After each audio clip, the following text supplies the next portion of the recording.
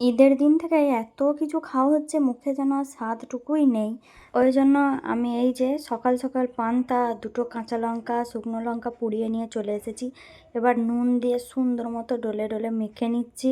একবারে সুন্দর মতো মাখতে হবে ভাতে লঙ্কাটা, তবে এর আসল স্বাদ বোঝা যাবে। তোমরা কেউ পান্তা খেতে ভালোবাসো নাকি বলবে, আমার তো ভীষণ প্রিয়। তারপর ফ্রিজের থেকে আনা ঠান্ডা পানি দিয়ে দিলাম, আরও একটু ভালো করে মেখে নিচ্ছি। ভাতটা হালকা ভেঙে গেলে বেশি খেতে ভালো লাগে। তারপর ডাল ভর্তা বানিয়েছিলাম, ওটাই নিলাম।